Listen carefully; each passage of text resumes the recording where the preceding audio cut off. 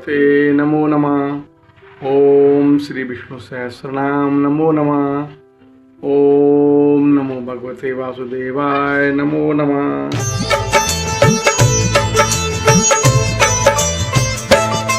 हम मोक्षदा एकादशी की भक्तों कथा सुनाते हैं, पावन कथा सुनाते हैं। जिस व्रत के करने से मोक्ष को मानव पाते हैं, हम कथा सुनाते हैं। हम मोक्षदा एकादशी की भक्तों कथा सुनाते हैं, पावन कथा सुनाते हैं। जिस व्रत के करने से मोक्ष को मानव पाते हैं, हम कथा सुनाते हैं। सब नष्ट पाप हो जाए, मुक्ति का मार्ग खुल जाए। सब नष्ट पाप हो जाए, मुक्ति का मार्ग खुल जाए। प्रिय भक्तजनों, आज हम आपको मार्गशीर्ष मास के शुक्ल पक्ष की एकादशी, जिसे मोक्षदा एकादशी के नाम से जाना जाता है, इसकी पावन कथा सुनाएंगे। प्रिय भक्तों, जैसा कि नाम से ही प्रतीत होता है, मोक्षदा एकादशी ये एकादशी मानव के समस्त पापों को नष्ट करके उन्हें मोक्ष प्रदान करने में सक्षम होती है। विधि विधान से व्रत करने वाले मानव को नरक के कष्ट नहीं भोगने पड़ते। तो आइए भक्तों, सुनते हैं मोक्षदा एकादशी व्रत की ये परम कल्याणकारी पावन कथा।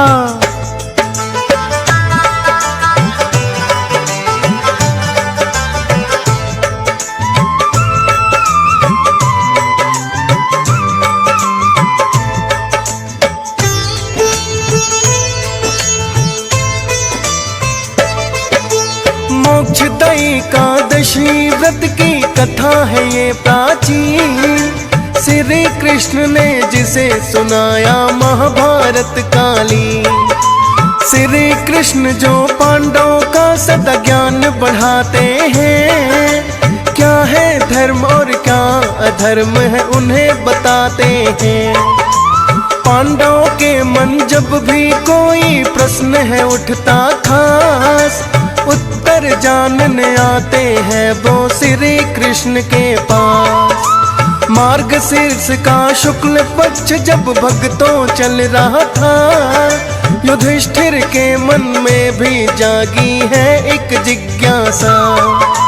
एकादशी की व्रत कथा वो सुनना चाहते हैं, पावन कथा सुनाते हैं। जिस व्रत के करने से मोक्ष को मानव पाते हैं, हम कथा सुनाते हैं। सब नष्ट पाप हो जाए, मुक्ति का मार्ग खुल जाए। सब नष्ट पाप हो जाए, मुक्ति का मार्ग खुल जाए। प्रिय भक्तजनों, जब मार्गशीर्ष माह का शुक्ल पक्ष आरंभ हुआ तो युधिष्ठिर के मन में जिज्ञासा हुई कि श्री कृष्ण जी से शुक्ल पक्ष की एकादशी की व्रत कथा सुननी चाहिए। अपने मन में यही जिज्ञासा लिए युधिष्ठिर श्री कृष्ण के पास आए और उन्हें प्रणाम करके कहने लगे कि हे कृष्ण, आप तीनों लोकों के स्वामी हैं, सबको सुख देने वाले हैं, आप सबके हितैषी हैं। अतः मेरे संशय को दूर करके बताइए कि मार्गशीर्ष के शुक्ल पक्ष में आने वाली एकादशी का क्या नाम है। उस दिन कौन से देवता का पूजन किया जाता है और इसकी विधि क्या है, कृपया विस्तार पूर्वक वर्णन करके बताएं। युधिष्ठिर की बात सुनकर भक्त वत्सल श्री कृष्ण कहने लगे,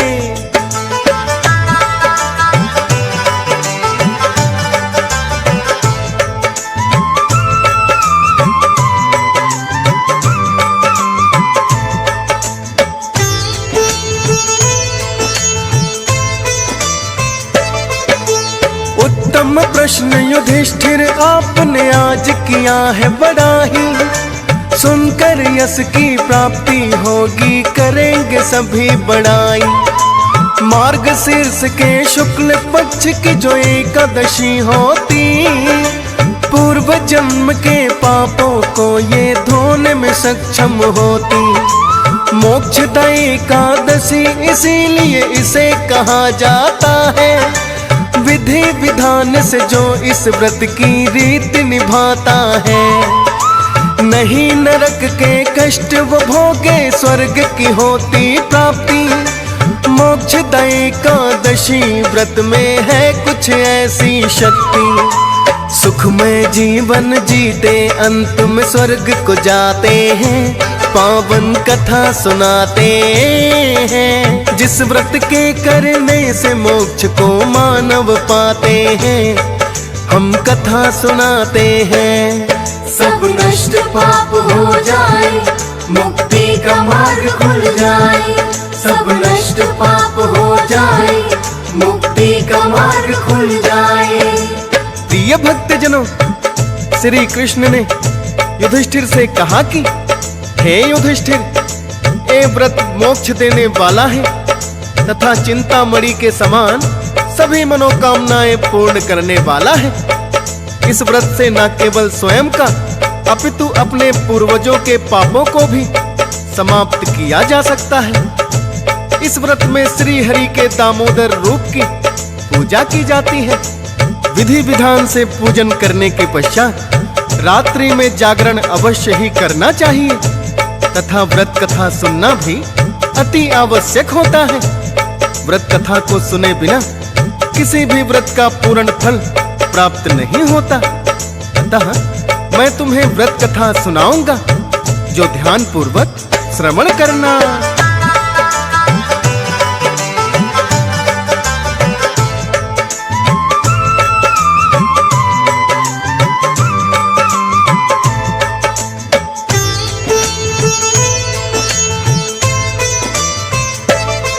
प्राचीन काल में गोकुल नाम का एक नगर कोई था। वैखानस नामक एक राजा राज्य वहाँ करता था। दीन दयालु राजा वो बड़े धर्म परायण थे। उसके नगर में रहते बहुत से ज्ञानी ब्राह्मण थे। समय समय पर लेता राजा जिनसे उत्तम ज्ञान, साधु संत महात्माओं का करता था सम्मान।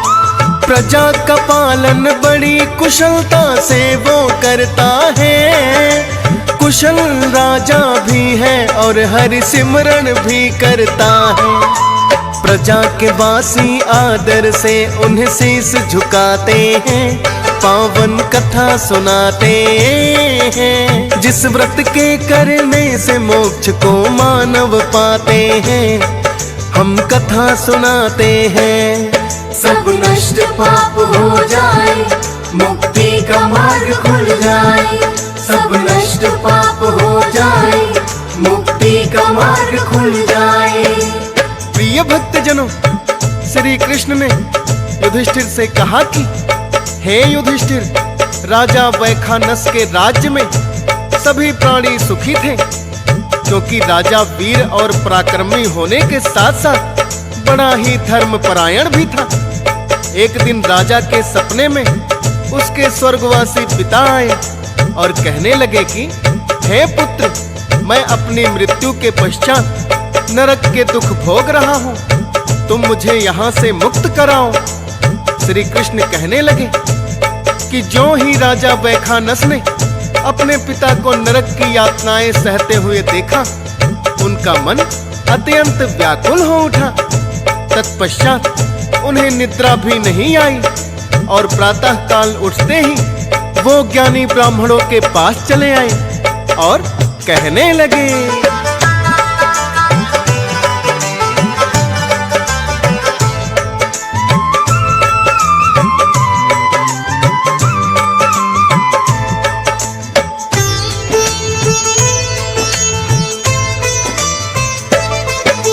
विप्रदेव मुझे सपने में अपने पिता दिए हैं दिखाई। नरक यातना भुगत रहे वो देने लगे दुहाई। बोले पुत्र पुत्र मुझे मुक्ति तुम यहाँ से शीघ्र दिलाओ, उन्हें मिले कष्टों से मुक्ति ऐसा उपाय बताओ।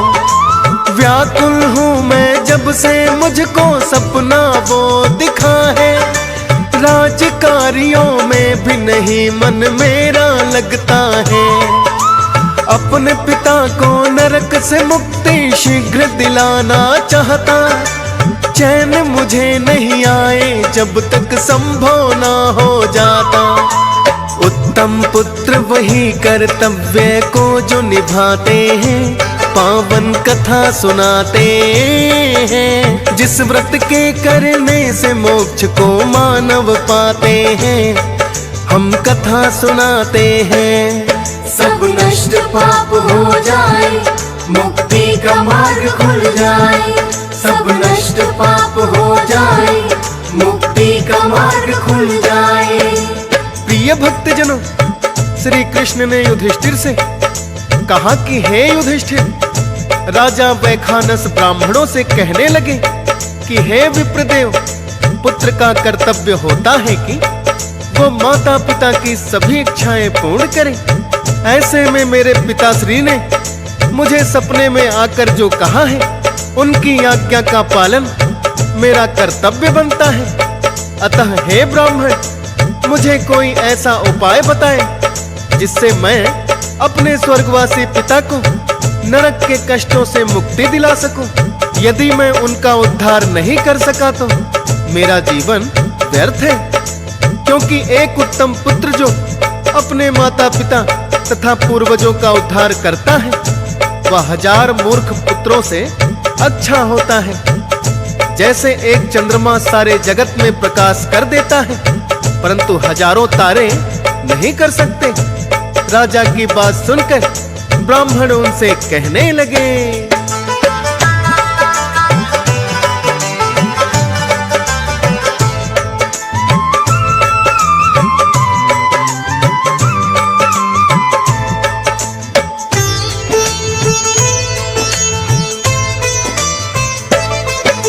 सुन राजन की बातें ब्राह्मण ने उनसे कहा है।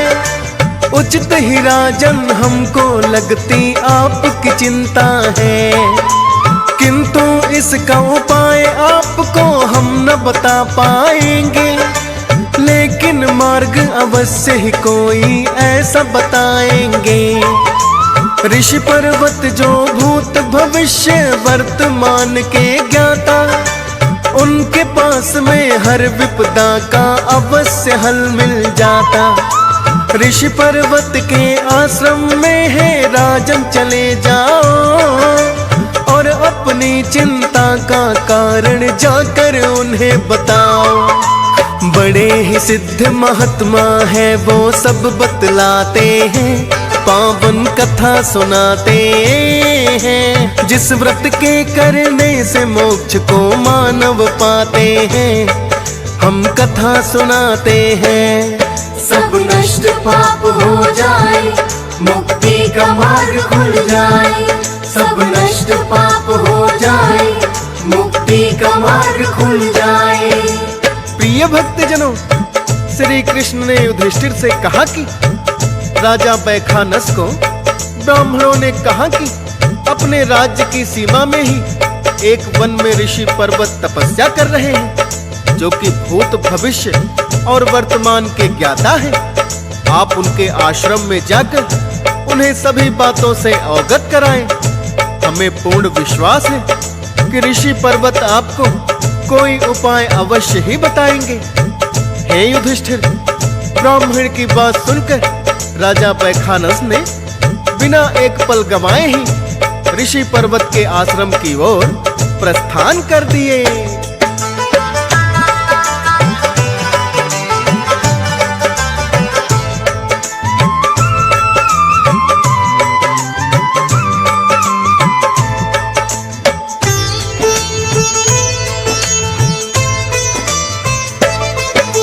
जैसा कि राजा से ब्राह्मण ने बतलाया है, राजा वैखानस तत्काल ही वन में आया है।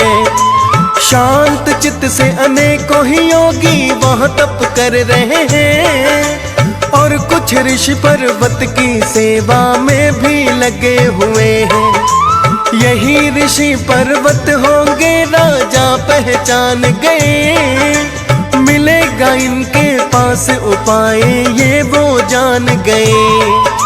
राजा ने ऋषि के चरणों में पहले किया है प्रणाम, पूछा ऋषि पर्वत ने उनसे आए हो किस काम।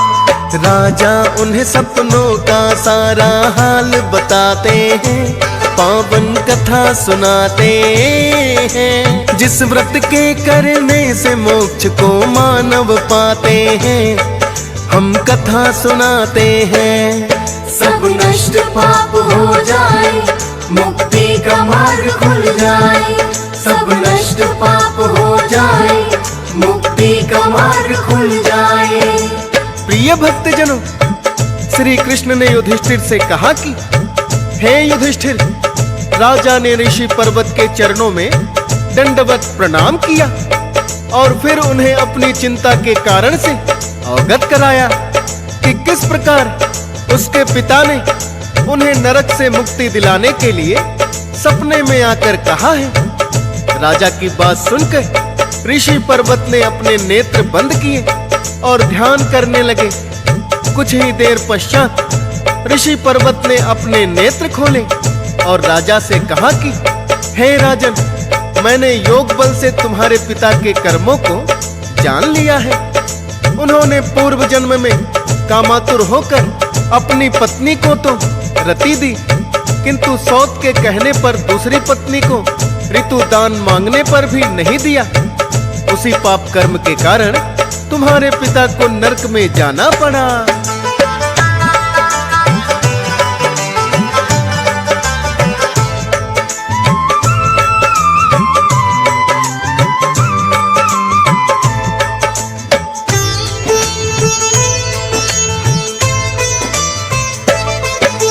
ये सुन कर के राजन ने ऋषिवर से पूछा है, मुक्ति मिल जाए मेरे पिता को इसका उपाय क्या है। ऋषि पर्वत ने एक बार फिर से है ध्यान लगाया, आंख खोल कर राजन को फिर एक उपाय बताया।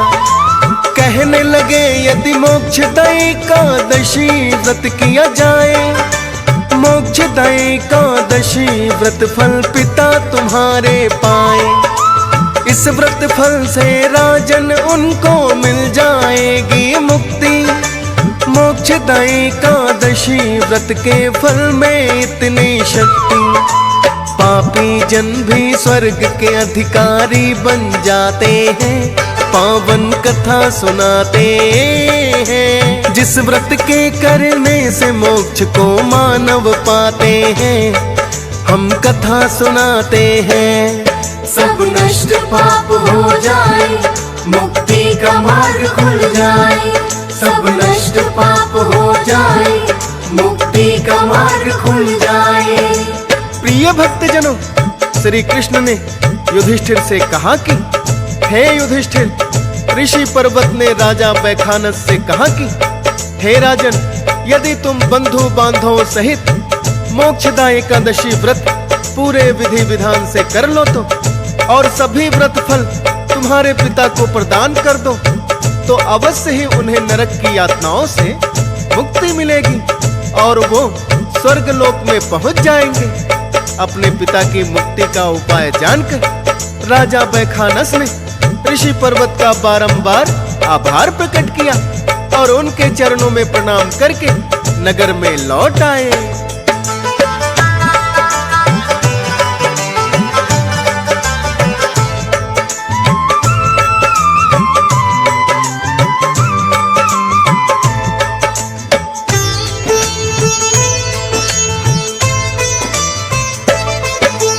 कुछ ही दिनों पश्चात मोक्षदा एकादशी जब आई, याद बात थी राजा को जो ऋषिवर ने बतलाई।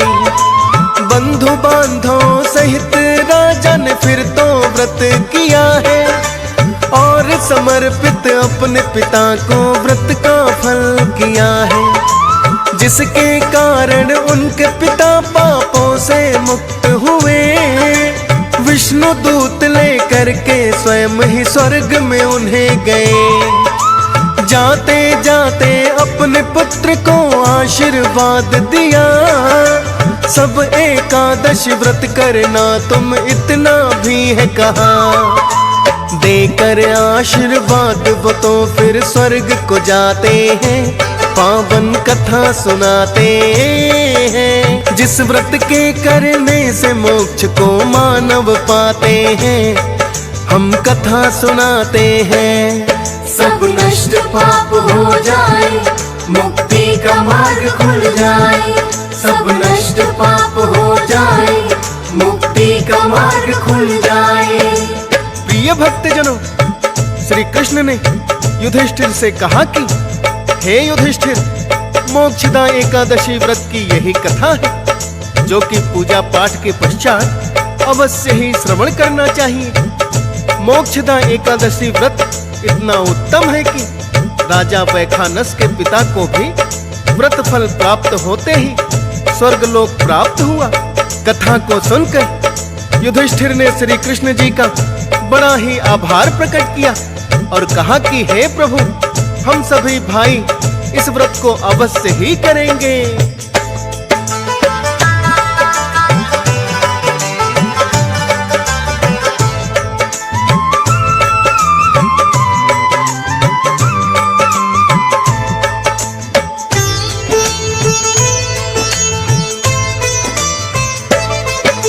सुनकर कथा युधिष्ठिर ने भी प्रकट किया आभार और कहा कि व्रत करेंगे हम सब ये हर बार। मोक्षदा एकादशी व्रत की भक्तों कथा यही है, पूजा पाठ के बाद अवश्य ही जाती सुनी पढ़ी है।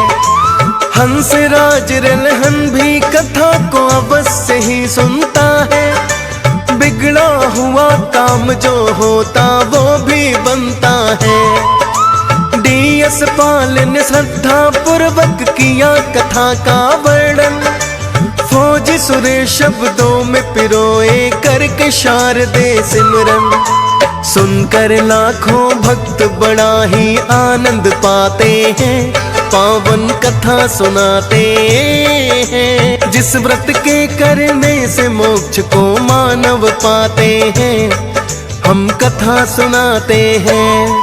सब नष्ट पाप हो जाए, मुक्ति का मार्ग खुल जाए।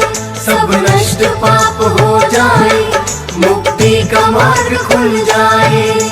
श्री राधे। आप सभी लोग कैसे हैं? आशा करता हूँ आप सभी स्वस्थ होंगे, मस्त होंगे और व्यस्त होंगे। इस दुर्लभ अमूल्य जीवन में हम सभी सद्कार्य करते हुए, जीवन के परम आनंद लेते हुए खुश रहें, मस्त रहें, व्यस्त रहें। कुछ आए समझ में? इन्हीं शुभकामनाओं के साथ जय हिंद, वंदे मातरम।